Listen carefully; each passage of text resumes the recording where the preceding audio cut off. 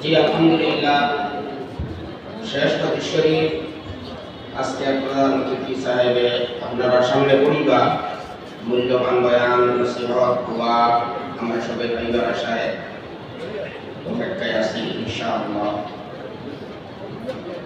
নসিহত উপদেশের এখন কোনো সময় নাই, সময় অতি সংকীর্ণ। যেহেতু সভাপতি সাহেবের আদেশ রক্ষার্থে সামান্য দুই একটা কথা আমি বলার চেষ্টা করব। عن جرير بن عبد الله رضي الله تعالى عنه قال بايعت النبي صلى الله عليه وسلم على إقام الصلاة وإيتاء الزكاة والنصح لكل مسلم. وعن أبي هريرة رضي الله تعالى عنه قال قال رسول الله صلى الله عليه وسلم الدين النصيحة ثلاث مراء.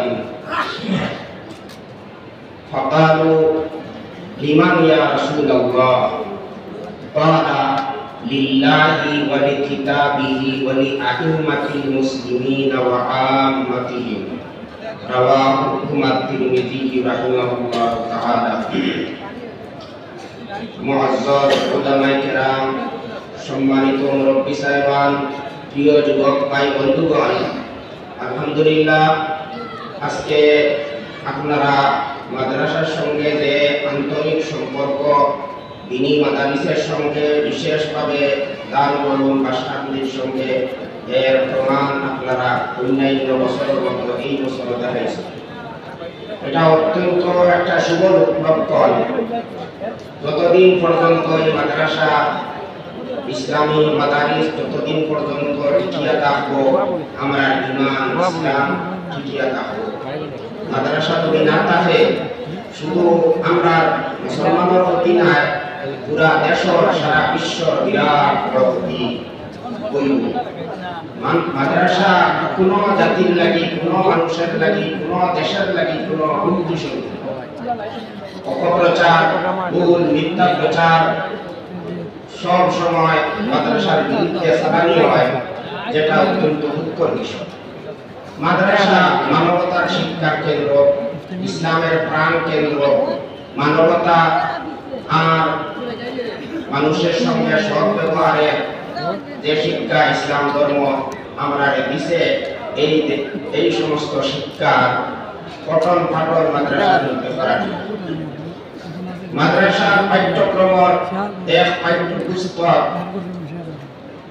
তিরমিজি শরীফের আমি দুইটি হাদিস আপনার সামনে পড়েছি, আরো একটা হাদিস আমি আপনার সামনে পড়িব। সংক্ষেপে একটা সারমর্ম আপনার সামনে তুলে ধরতে চাই। হযরত জরীর ইবনে আব্দুল্লাহ রাদিয়াল্লাহু তাআলা আনহু নবীর একজন বিশিষ্ট সাহাবী। আমি নবীর আত্মীয়া বায়াত হইছি, যেভাবে আমরা অনেক মুসলমান তখন ফির অপরাধ দুনিয়া বয়ত হই, ঠিক সেইভাবে হযরত জরীর ইবনে আব্দুল্লাহ রাদিয়াল্লাহু তাআলা আনহু নবীর আত্মীয়া বায়াত করছেন তিনটা কাজ করার লাগে বিশেষ। আলা ইকামিস সালাহ, অর্থাৎ নবী দিয়ে প্রতিজ্ঞা করাইছেন, ওয়াদা করাইছেন যে তুমি এই তিনটা কাজ সব সময় করতে থাকো। লক করো না ভাই, পড়তে এক নম্বর আলা ইকামিস সালাহ, তুমি সঠিকভাবে লক করো প্রত্যেক দিন দুই নম্বর তোমার প্রত্যেক বছর সুন্দর হিসাব করিয়া সঠিকভাবে শতকরা 250% হিসাবে যাকাত আদায় করতে থাকবা। তিন নম্বর ওয়ান নুসহি লিকুল্লি মুসলিম, প্রত্যেক মুসলমানের লাগিয়া ওয়াইখাহি অর্থাৎ মঙ্গল কামনা, কোন মুসলমানের যাতে ক্ষতি না হয়, কোন মুসলমানের যাতে সঙ্গে কোনো হিংসা না করা হয়, এইভাবে মনোভাব তুমি রাখবা। হযরত জরীর ইবনে আব্দুল্লাহ রাদিয়াল্লাহু তাআলা আনহু এই প্রতিজ্ঞা কিভাবে পালন করেছিলেন তার একটা ঘটনা, এই ঘটনা উল্লেখ করলে আপনারা বুঝতে পারবা যে জরীর ইবনে আব্দুল্লাহ রাদিয়াল্লাহু তাআলা আনহু কিভাবে অক্ষরে অক্ষরে নবীর সঙ্গে করা ওয়াদারে পুরা করেছিলেন। একবার একজন গোলাম তার গোলামকে পাঠাইছেন, যাও একটা ঘোড়া কিনিয়ে আনো 300 দিরহাম, অর্থাৎ রূপার মুদ্রা দিয়া হইছেন যে একটা ঘোড়া খরিদ করিয়া আনো। খরিদ করিয়া তখন গুলামে গুড়া হইয়া আইসে হইল, অর্থাৎ কথাবার্তা হয়ে গেছে, পয়সা করি লেনদেন হয়েছে না। আসার পরে হযরত জরির ইবনে আব্দুল্লাহ রাদিয়াল্লাহু তাআলা আনহু দেখিয়া এই গুড়ার মালিকের কইলা, তোমার এই গুড়াটা কত টাকা রে বেচিছো? বলে 300 দিরহাম। বলে কিছু চিন্তা করিয়া বললা 400 দিরহামে তুমি আমারে দিবাইনি, আমার তো বেশি ভাই। এই মানুষ অবাক লাগিল, আচরিত হয়ে গেল। আমি 300 টাকায় দিলাম, 300 দিরহামে বেচিয়েই না, তাই বল 400 টাকায় দিবাইনি, 400 দিরহামে দিবাইনি, কি না কথা। তখন হযরত জরির ইবনে আব্দুল্লাহ রাদিয়াল্লাহু তাআলা আনহু কইলা, না রে ভাই, তোমার এটার দাম 300 দিরহাম না, তুমি আসলে ঠক্কা। এই কারণে আমি কই আর 400 দিরহামে তুমি আমার কাছে বেশি পাইনি। তখন মালিকে কইল, হুজুর 400 টাকা দিলে তো আমি বড় খুশি হইব, আপনার ইচ্ছা আপনার মত। তখন আরো কিছু সময় চিন্তা করিয়া জরির ইবনে আব্দুল্লাহ রাদিয়াল্লাহু তাআলা আনহু কইলা, না রে ভাই, তোমার এই গুড়াটা তো 500 দিরহামের গুড়া হইব, 500 দিরহামে আমার কাছে বেশি পাই। এই বলল, আমি তো 300 দিরহামে দিলাইছি, আপনি তো দয়া করিয়া আরো 100 টাকা বাড়াইয়া দিলা, আর যদি আরো 100 টাকা দিতে চাই তাহলে আমার কইতে তো কোনো আপত্তি নাই। তখন আরো কিছু সময় চিন্তা করিয়া কইলা, তোমার এটা তো 700 দিরহাম। আরো কিছু সময় চিন্তা করিয়া কইলা, না 800 দিরহামে বেশি ভাই। তখন এই মালিকে কইল, হুজুর আমি তো আরো অনেক কমে আপনাকে দিলাইছি, এখন যদি আপনি আরো বেশ করে দিতে চাই আমার হইতে তো কোনো আপত্তি থাকার কথা নাই, আমি তো খুশি হইব। তখন হযরত জরির ইবনে আব্দুল্লাহ রাদিয়াল্লাহু তাআলা আনহু 300 টাকা দিয়া কথাবার্তা করিয়া খরিদ করিয়া আনা গুড়াটা 800 দিরহাম দিয়া খরিদ করছে। সুবহানাল্লাহ।